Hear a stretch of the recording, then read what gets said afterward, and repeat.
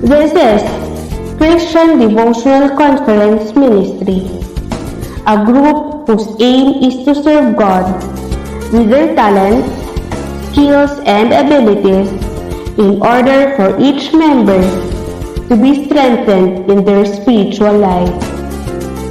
This group encourages non-members to do the same, and we wish to help each other in spreading the words of God for more people to know Him as the way, the truth, and the life. This group was originally founded on October 25, 2018 and lasted for 2 years. God used challenges to test this group and was again reunited last March 1, 2021. With God's gift of technology, the group is being heard through and with the help of Mr. Lawrence Christopher Ferrer, and with his output, brings it to Mr. Reynaldo Canlas Benaventura for YouTube posting. Before we start our Teen Talk devotion, let us first listen to our CDCM Reunited theme song, originally composed by Mr. Joseph Amisola Agnad.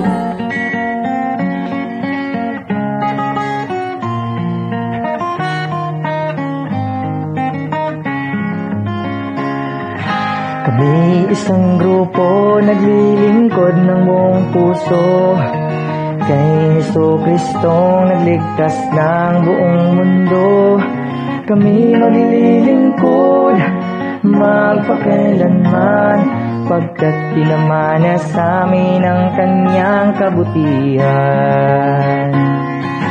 CDCM ang pangalan namin, ito ay pinagmamalaki namin.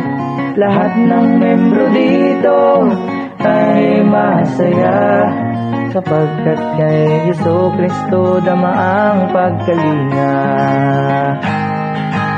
Ang pinakalayunin ng grupong ito ay pahayag ang salita ni Kristo, upang tanggapin ninyo ng buong puso at lumago kayo sa buhay espiritu. CDCM ang pangalan namin, ito ay pinagmamalaki namin. Lahat ng membro dito ay masaya, sapagkat kay Jesucristo dama ang pagkalinga. Kaya ang nais namin sa lahat ng mga membro ay lumago palalo sa tulong ni Jesucristo, upang balang araw ay makita namin kayo na tumutulong sa pagkalat ng Ebanghelyo. CDCM ang pangalan namin, ito ay pinagmamalaki namin. Lahat ng membro dito ay masaya, sapagkat kay Jesucristo dama ang pagkalinga. Kaya ang CDCM ay nag-aanyaya sa inyo mga kapatid, ay sumali na magkaisa na makinig ng kanyang mga salita at ipatupad ang kanyang mga gawa. CDCM ang pangalan namin, ito ay pinagmamalaki namin. Lahat ng membro dito ay masaya, sapagkat kay Jesucristo dama ang pagkalinga. CDCM ang pangalan namin, ito ay pinagmamalaki namin.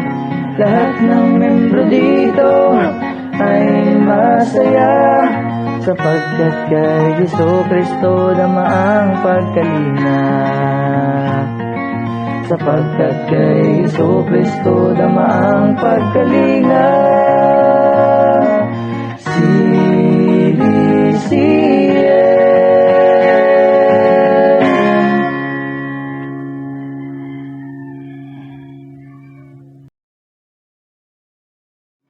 Isang magpagpalang gabi sa ating lahat.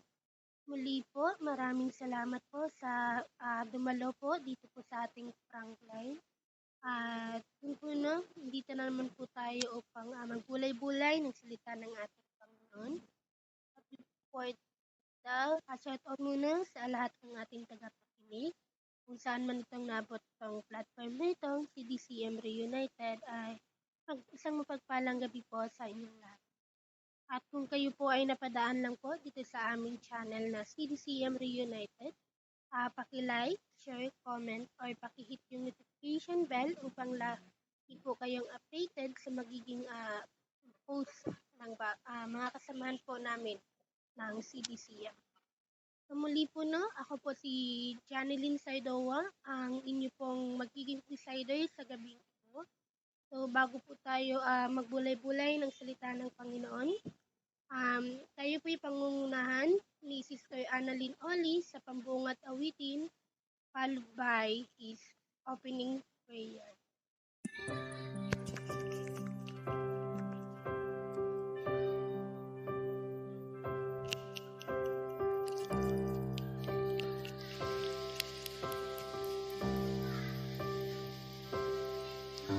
Kay buti-buti mo, Panginoon,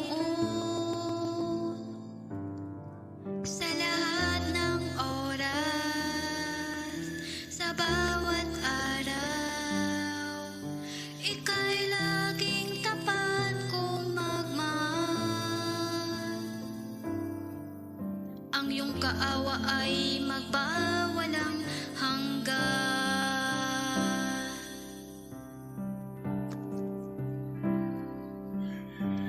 Buti-buti mo, Panginoon,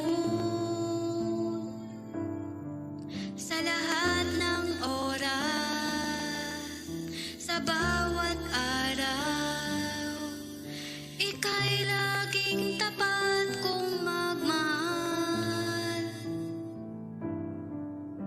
Ang iyong kaawa ay magbawalang hanggan. Pinupuri, sinasamba kita,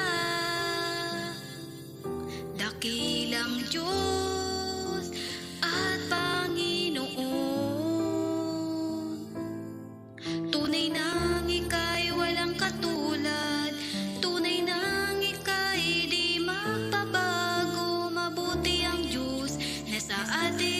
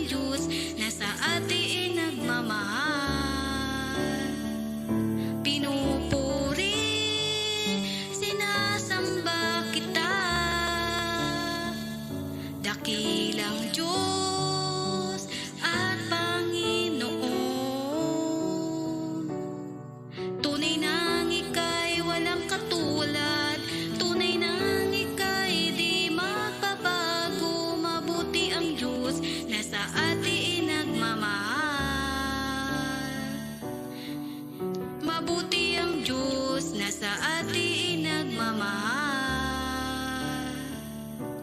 Mabuti ang Diyos na sa atin nagmamahal.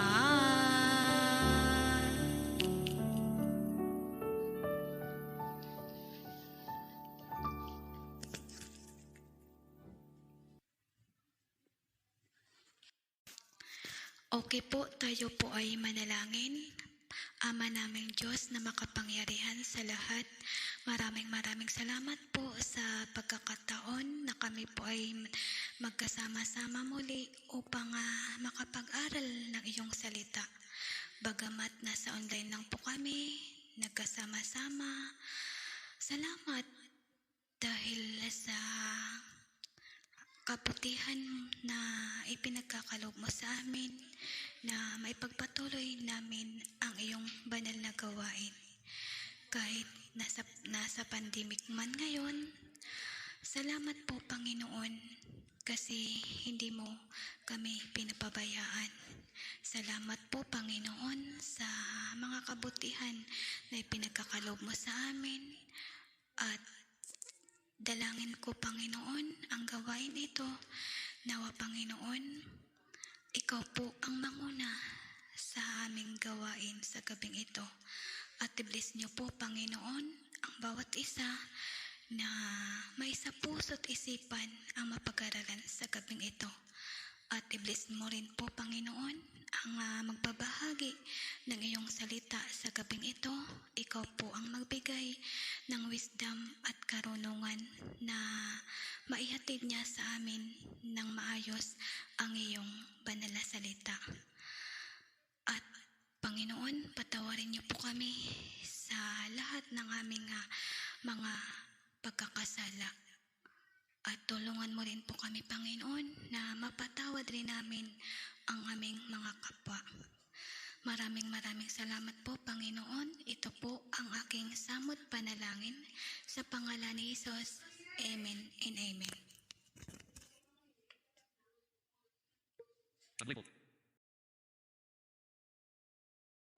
Amen. Thank you so much, Sister Annalyn, sa patuloy na paggamit ng Panginoon. At salamat at ikaw ay patuloy na nagpagamit sa ating Panginoon. Yes po, tunay po talaga na napakabuti ng ating Panginoon sa lahat ng panahon, sa lahat ng oras. Dahil ngayon ay hindi naman po tayo upang ay palalahanan at magbulay-bulay sa salita ng Panginoon sa pamamagitan ng lingkod na pinadala ng ating Panginoon ngayon. Muli po, ihanda po natin ang ating presensya dahil sa pakikinig ng banal na salita ng ating Panginoon. At ngayon, tuksan natin yung puso-isipan natin, mga tainga natin upang makinig ng banal ng salita na dadalhin po ng ating lingkod na binigay po ng ating Panginoon sa gabi. Muli po, atin pong i-welcome ang ating speaker sa gabi ito. Walang iba po kundi si Sister Michelle. Sister, God bless at sa mapalang. Alright, so magandang gabi po muli sa ating lahat. At tayo po ay naririto upang magpulay-pulay ng salita ng ating Panginoon. Ngunit bago ang lahat, mag-iiwan ako ng katanungan sa bawat isa atin. Gaano ba natin inaasam-asam ang presensya ng Panginoon? No? Or gaano ba natin kayang ipagpalit ang Panginoon sa mga bagay-bagay na pangangailangan natin? Okay? Ang mga katanungang iyon ay tayo lang din ang makakasagot. Okay? So, bago ang lahat, ang ating teksto ay mahahanapan sa Exodus yung sinabi ni Moses. I think it's 34 verse 7 or 33 verse 4. Na sabi kasi ni Moses doon na sinabi niya na if your presence doesn't go with us, we don't want to live here. So, kung baga sa kanilang paglalakbay, kung hindi rin lang sasama ang Panginoon, ayaw na nilang umalis kung nasaan sila. So, iyon yung sinabi ni Moses. kay Lord nung time na pinapaalis na niya sila doon sa, I think they are still in Egypt. They are not already in Egypt. Wala na sila sa Egypt. Nasa isang place sila na kung saan is na huminto muna sila ng paglalakbay. Iyon is dahil sa katigasan din ng ulo ng mga Israelitas. Okay. Bago ang lahat, tayo po ay manalangin. Panginoon, muli salamat po sa buong maghapon na nagdaan sa aming buhay at kami iyong sinamahan, kami iyong ginagbayan. Hindi ka nakulang ng pagkalinga sa bawat sa amin. Lord, maging ang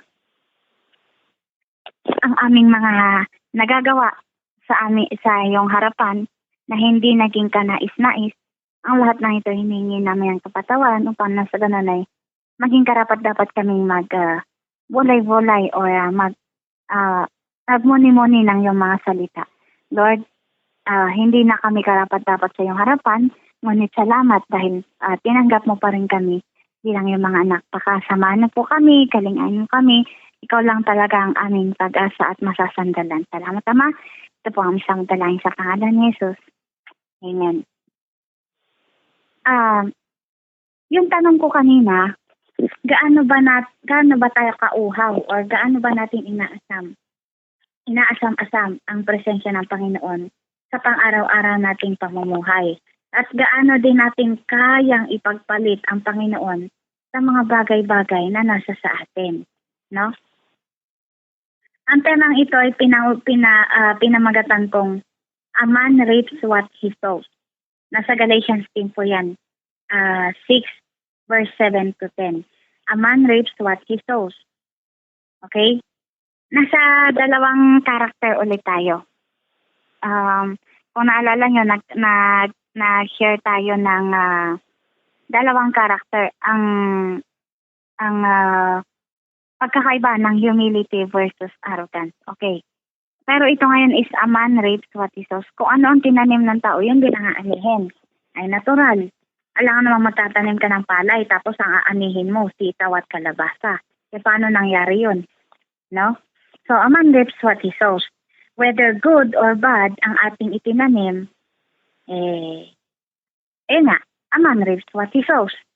Kung ano yung ating, hindi lang po pala sa paaralan na nauuso yung ganong salita kasi nung grade 1 or grade 2 tayo, if I'm not mistaken, merong isa sa mga salawikain doon na kung ano ang itinanim siya rin aanihin. So hindi rin lang pala yun kasabihan, kundi it's a biblical. Real, talagang yun ay nasa Biblia rin. A man reaps what he sow. In other version, what you sow is what you reap. Parang baliktad lang din, no?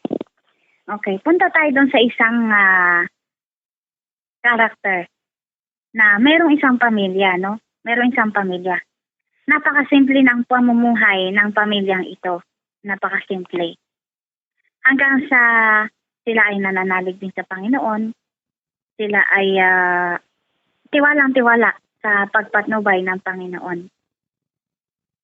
And then, they are doing their best pa rin na magsilbi sa Panginoon kahit na ganun kasimple lang ang buhay nila. Kumakain sila ng 3 beses sa isang araw or minsan may mga parang lang din. Basta simpleng pamumuhay. Hanggang sa may nangyari doon sa pamilyang yon. Pinagpala sila ng Panginoon kasi may one time na may nangangailangan. Ngayon, pumunta siya, I should say, sa bahay na isang pamilya. Isang matanda na siguro, dahil na rin sa pag-ulanin, umalis sa kanila, kung saan napadpad. At napunta siya sa isang pamilyang ganon na napakasimple. Ang ginawa nila, kinupkop nila itong matanda. Inalagaan nila. Hanggang sa nakita ng Panginoon kung gaano nila inalagaan ang matanda at hinanap ng pamilya ng matanda itong kanilang ina na umalis. At natagpuan nila sa pamilyang ito. At ang nangyari ay, sa madalit salita, to make the long story short, pinagpala ng Panginoon ang pamilyang ito na napakasimple ng pamumuhay dahil sa kanilang kabutihang ginawa doon sa matanda. So, sa madalit sabi, nagkaroon sila ng maliit na negosyo lang or pagkakakitaan. Iyon ay sa tulong ng pamilya ng matanda. Kasi sabi nila, kung hindi sa pamilyang yon ay baka kung ano nangyari sa nanay nila. At ang ginawa ng pamilyang ito, yung unang kita nila sa negosyo ay yung 10% binigay nila kay Lord. So, binigay nila kay Lord yan. And then, sa madalit sabi, umunlad ang kanilang negosyo. Hanggang sa tumanda na itong mga magulang, pasa-pasa, naging mabuti rin ang kanilang mga anak. At hanggang sa, yun, tuloy-tuloy pa rin ang pagpapala ng Panginoon sa kanila. And then, punta tayo dito sa, kasi yung pamilyang ito, kahit anong pagsubok man, ay nakakayanan nila. Sabi nga ang sabi ng prayer, nung ama ng pamilyang ito na napakasimple, Lord, hindi ako karapat-dapat pagpalain. Pero ganon pa man ay laking pasasalamat ko sa kabila ng lahat ng pagkukulang ko bilang anak mo, ay pinagpala mo pa rin ako. Hindi man po ako ganong kaperpektong tao, Panginoon, sabi ng taong ito.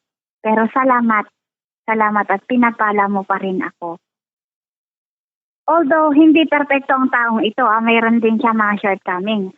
Pero dahil sa kanyang itinanim, sa pamamagitan lang ng pagkalinga niya sa isang matandang nag-uulyanin, pinagpala siya ng Panginoon ng higit pa sa kanilang hinihiling sa Panginoon. Higit pa yung kanilang natanggap. At doon nga sa prayer niya ay parang prayer din ng Pharisees na with humility.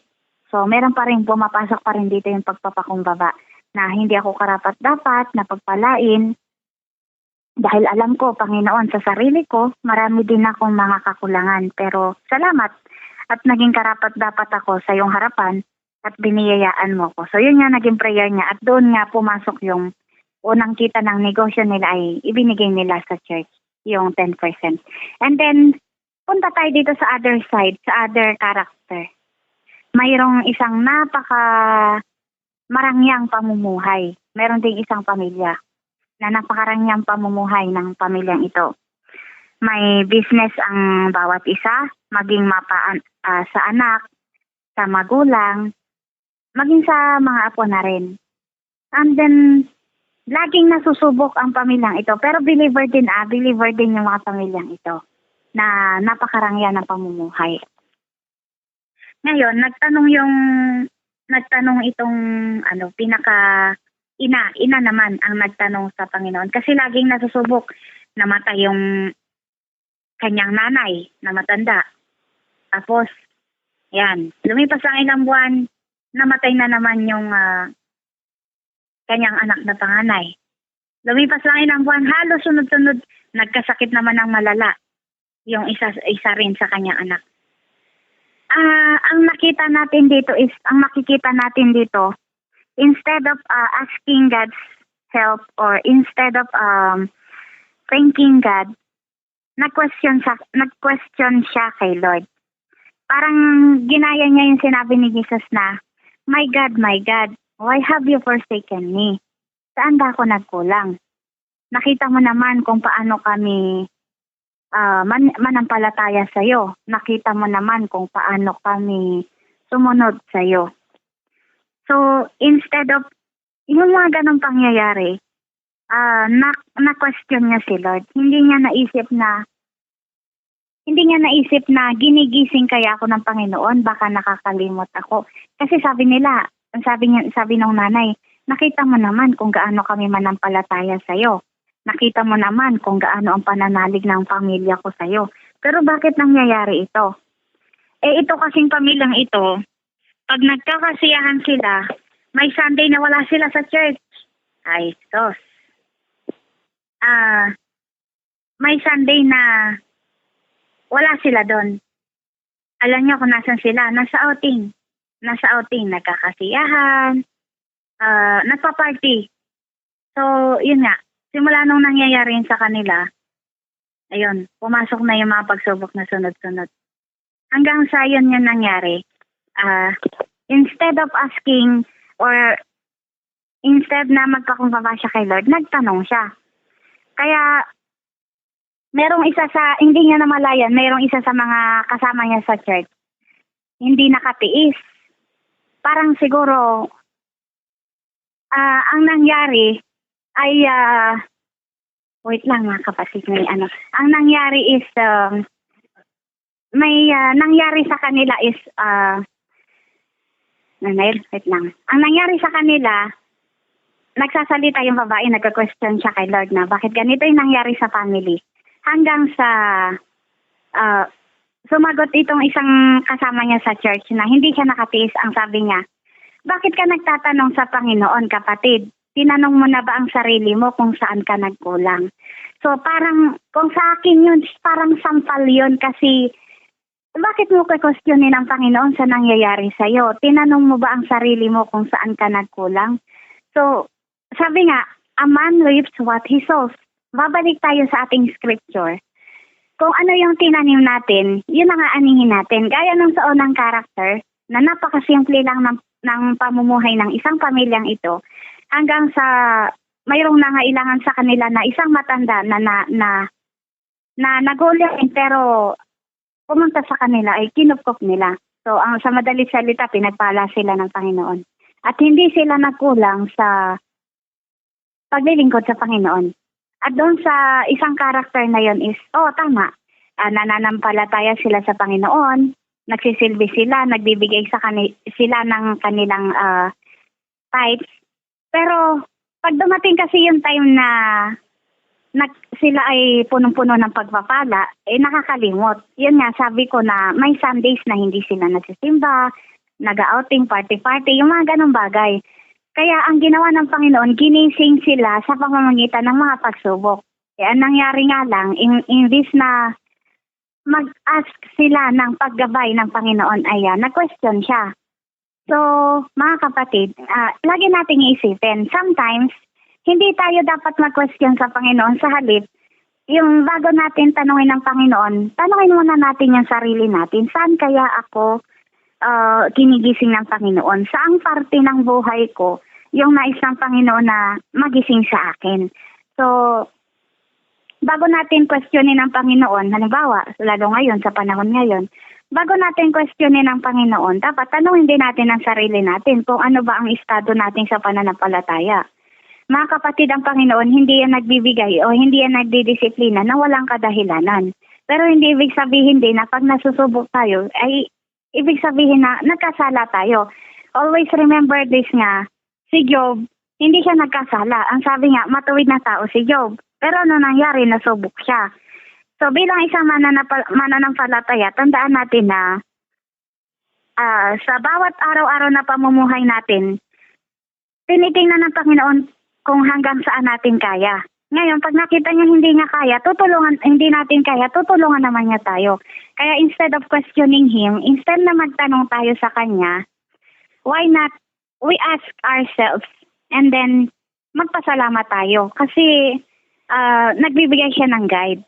So, mukhang hindi yata magandang iyong pinupuntahan, anak. Parang mga ganong bagay. So, always remember this.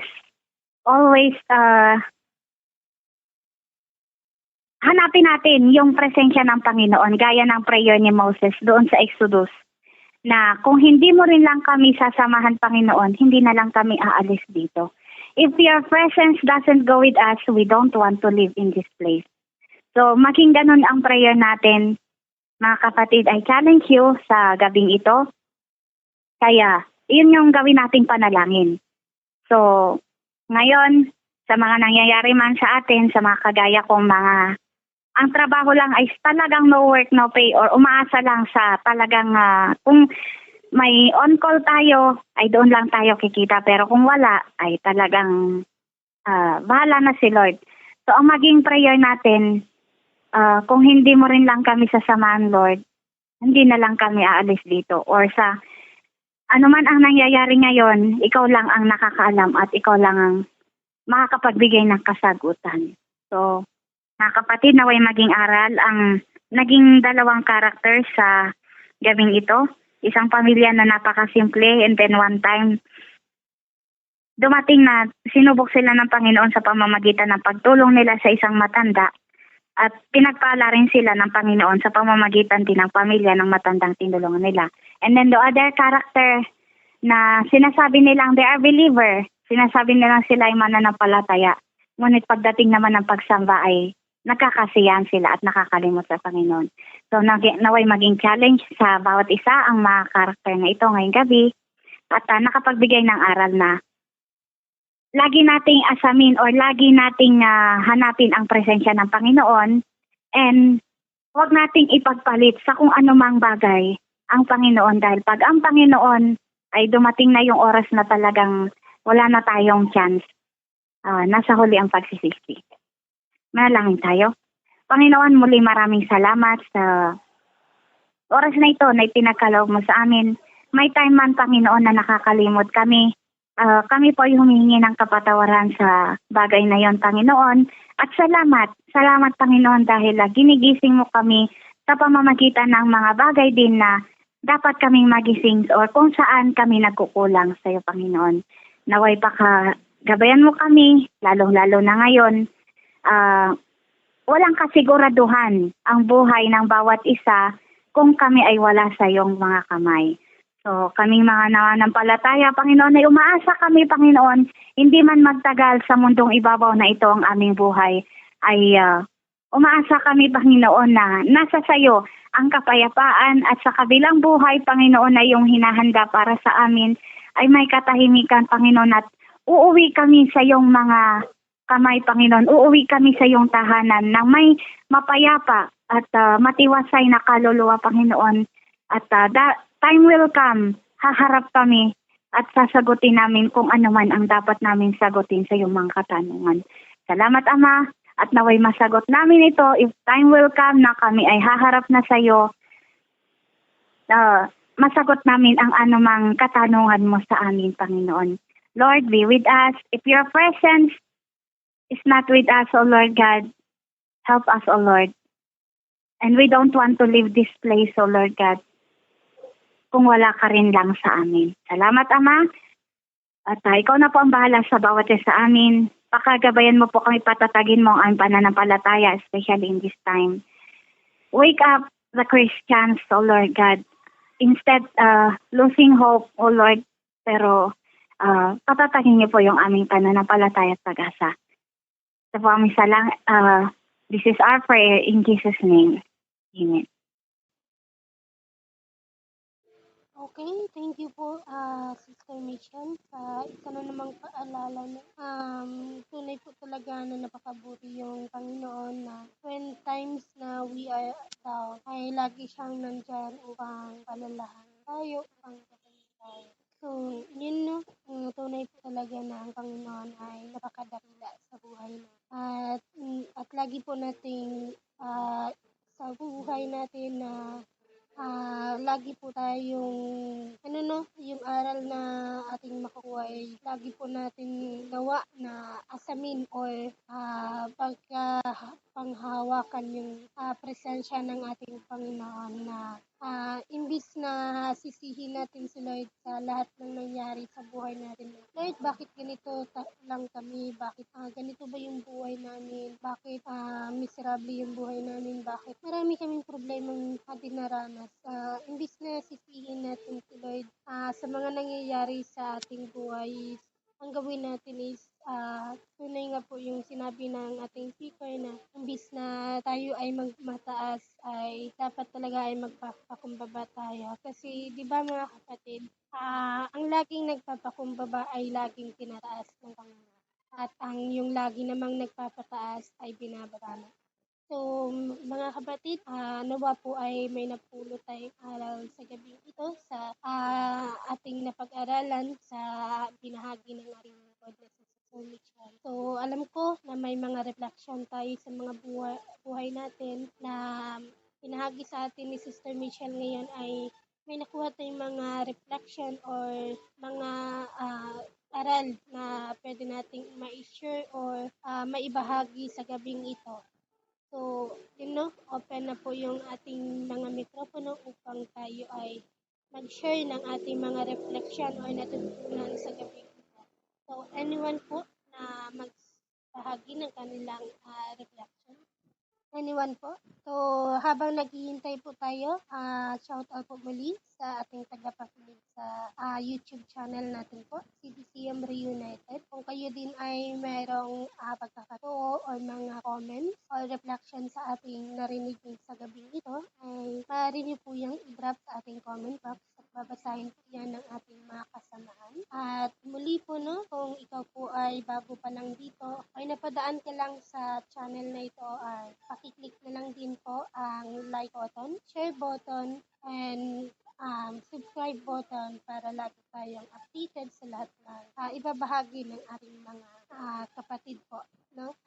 So, ayun po, dito po sa ating talk ngayong gabi, meron po bang magbibigay ng kanilang reflection or natutunan naaral ngayong gabi sa binahagi ng ating podcast? Anyone po? Hello po. Good evening po.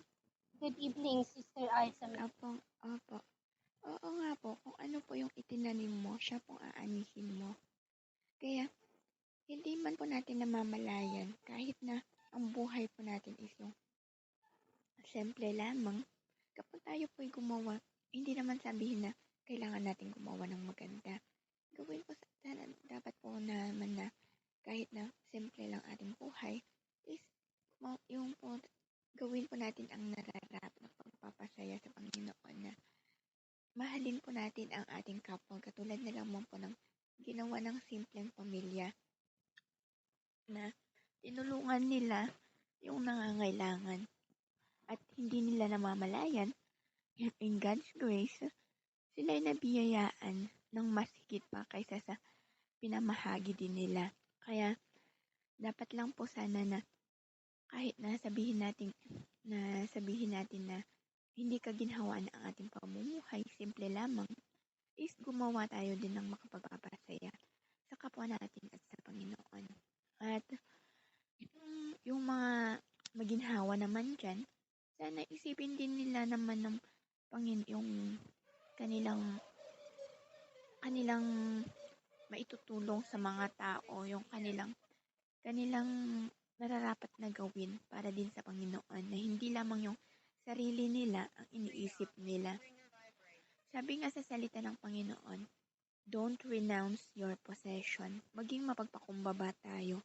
Kung ano man tayo, kung sino man tayo, kung ano man ang meron sa atin, ay huwag sana natin ipagmalaki. Bagkus ay itulong natin or let's lend our hand to the needy. Kaya ganun po sana na kung ano pong itinanim natin, isipin po natin na kung ano mang itinanim natin, ay siya ding aanihin natin. Hindi pa natin namamalayan na mas maganda pa po pala kaysa sa itinanim natin, ang aanihin natin, ang pwede nating maani. Kaya, yun po, magandang aral po yan para sa atin. Maganda po ulit atin. To God be all the glory. Thank you po. Okay po, thank you po Sister Aiza Mino na sa pinahagi niyo pong reflection sa niyo pong natutunan ngayong gabi. Tunay po talaga po na yung sinabi ni Sister Aiza na kung ano yung tinanim mo, yun din yung aanihin mo. Hindi katulad na, di ba, tulad sa isang mangga ay kapag tinanim mo yung isang mangga ay mamumunga din yan ng hindi mamumunga ng ibang prutas. Kasi hindi naman, di ba, hindi ibang bunga yung tinanim mo, kundi ang tinanim mo is mangga. So, aanganihin mo talaga ang mangga. Katulad din sa pagmamahal. Pag ang tinanim mo ay pagmamahal sa kapwa, ay ang babalik sa iyo ay pagmamahal din na ibabalik sa iyo. So, yun na, maraming salamat Sir Aiza na pinahagi mo. Dapat po talaga na magpakumbaba tayo at laging mahalin natin ang ating kapwa. Diba, isa yun sa utos ng Panginoon na mahalin natin ang kapwa natin ng iba sa ating sarili. Diba? So, napakasarap ng ganun.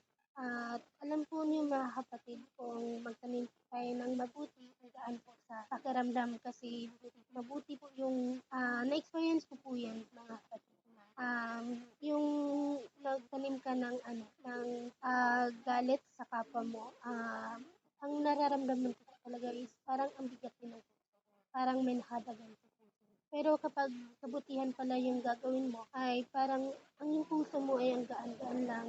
Ganun. Yung parang walang nakaharang sa nawa po mga kapatid na panatilihin natin ang pagiging isang mabuti na sa ating kapwa at lagi natin ang ibabaw yung pagmamahal kasi kung pagmamahal yung binigay mo is yun din yung aanin mo pagmamahal na ibabalik sa iyo or mas higit pa. Sabi nga ng ating tutor, di ba? Na kung ano yung tinanim mo, mas higit pa yung aanihin mo. Diba po, mga tunay talaga, diba? Na lagi tayong pinapaalalahanan na sometimes na nandun tayo sa mga problemang mga ganyan o sa mga ano natin, yung mga isip natin na nasa ano tayo sa pamamaraan tayong ganyan, nasa ganyan tayo, di ba, na nagtutulungan tayo na ano ba talaga ang mas importante sa mundong yung pagiging mataas ba sa pamumuhay pero hindi ka naman nakakalugod sa Panginoon o yung mas simple lang yung buhay mo pero kalugod-lugod ka sa Panginoon. So, yun po no, ano ba talaga ang mas importante sa buhay ng tao o sa paningin ng Panginoon yung karapat-dapat na gawin ng isang tao. No? So, yun po no, nawa ay marami tayong natutunan o yun nga, marami tayong napulot na aral sa binahagi ng ating lingkod at mga binahagi ng refleksyon ng ating mga kapatid na sa ngayong gabi po. So muli po no, maraming salamat sa inyo po sa pagdalo po sa ating devotion. Via Team Talk po ngayong natin, CBCM Reunited. Maraming salamat po sa inyong tagapakinig. Nawa po mga kapatid na hindi po ito yung huli at una nating pagsasama-sama sa pagbubulay-bulay ng ating salita, ng pananasalita ng ating Panginoon. So muli na, shout out po natin ang lahat po. Thank you so much po sa inyong pagto. At kita-kita po tayo next week sa muli sa gawaing ganito po. Devotion via Team Talk po. So muli, ako po ang inyong presider, no? Ako po ang inyong gabi po, Janeline Saidowa po. So, bago po tayo magsara o bago tayo magpapahinga sa gabing ito, atin pong munang tatawagin ang ating pansarang awitin na pangungunahan ni Brother Welmar at susundan po yun ng pansarang panalangin ni Sister Michelle na ating speaker po, no? Yung nagsalita po sa atin kanina. So muli po, magandang gabi po at isang mapagpala sa ating lahat. So atin na pong tatawagin si Brother Welmar kung handa na po siya sa kanyang pansarang awitin.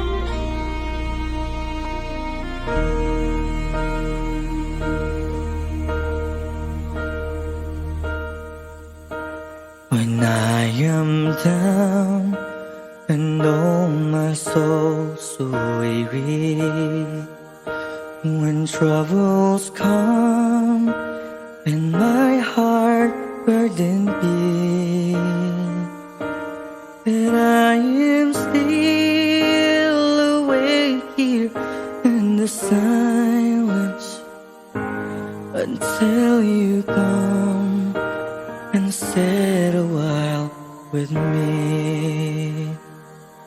You raise me up so I can stand the mountain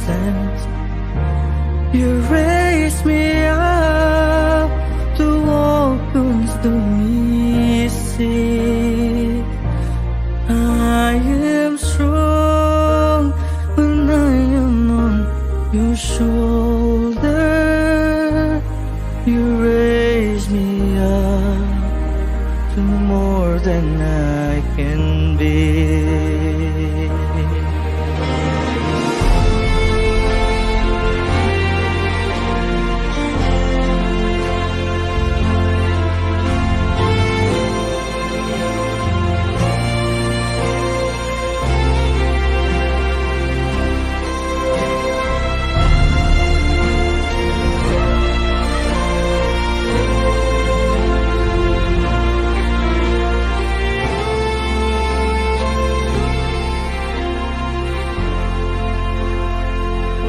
You raise me up so I can stand the mountains. You raise me up to walk on stormy seas. I am strong when I am on your shoulders. You raise me up to more than I can be.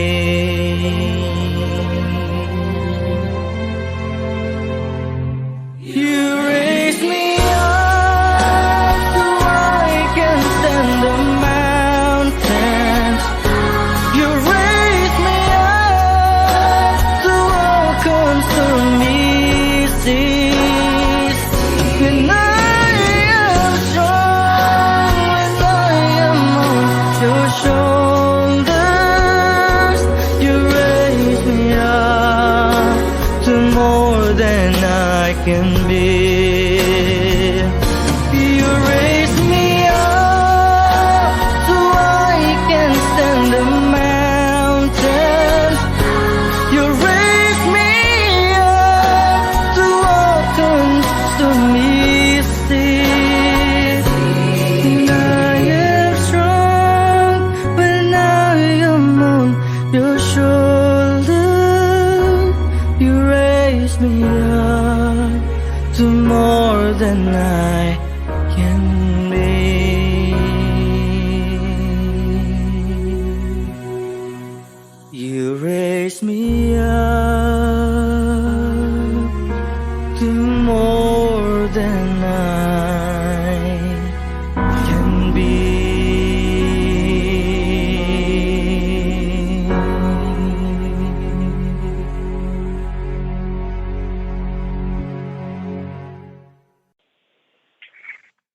Okay, so tayo po ay manalangin. Let's pray. Pag-pray natin ang grupo niyong ito na naway patuloy pang lumawak ang pagpapalaganap ng salita ng ating Panginoon. No? So, tandaan natin mga kapatid, ano man ang ating gagawin ay napaka-importante ng ito, lalong-lalo na kung sa Panginoon. Manalangin tayo. Ama namin Diyos sa makapangyarihan sa lahat, salamat sa gabing ito na natapos muli at kami nakapagbulay-bulay ng iyong mga salita sa pamamagitan ng mga aral na ibinigay mo sa amin. Gaano man kasimple ang aming pamumuhay, Panginoon, ngunit kung susunod kami sa tama at gagawin namin ang iyong nais, Panginoon, na hindi mo kami iwan sa halip, ay gagabayan at pagpapalain mo ang iyong mga anak na naniniwala sa iyo, Panginoon. At Lord, pinapanalangin ko ang grupong ito ng CDCM. Continually bless them, O Lord God, kung paano nila papalaganapin pa ang iyong mga salita. Huwag niyo pong hayaan na maapektuhan, Panginoon, ng anumang signal ng internet or kung anuman, Panginoon, upang hindi nila magampanan ang ang kanilang tungkulin sa iyong pangalan, Panginoon. Bless the CDCM group, Panginoon, mula sa kanilang pinakamataas hanggang sa pinakamababang leader nila, Panginoon. Ikaw mag-bless sa kanila, buo ng kanilang pamilya. Ilayo niyo po sa kapahamakan, lalo-lalo na sa dulot ng pandemyang ito.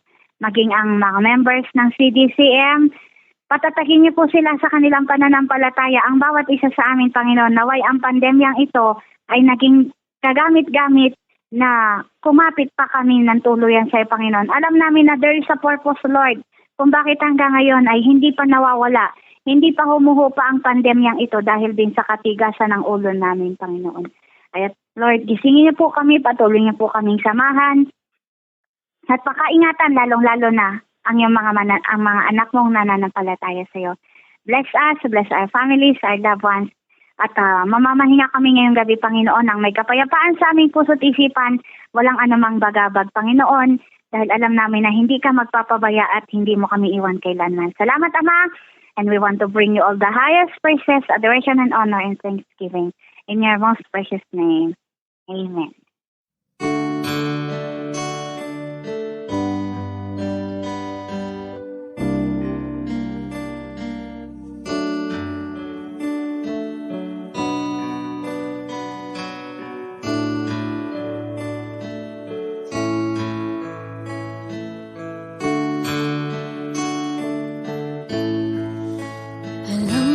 That ends our devotion via Team Talk for tonight. So in order for you to listen from us through our daily activities, don't forget to like and follow our Facebook page, CDCM Reunited. And on YouTube, don't forget to subscribe and hit the notification bell icon of our own channel, CDCM The Enlightened Ones, and hit all so that you won't miss any of our posts. To be able to be with us here in this server, just key in CDCM Reunited as your server name, philtalk.org as your domain name, 1321 as your port, and use guest as your username and password. That's it for now, and see you again next week for this kind of activity. Ako'y magtatapat sa Kanya.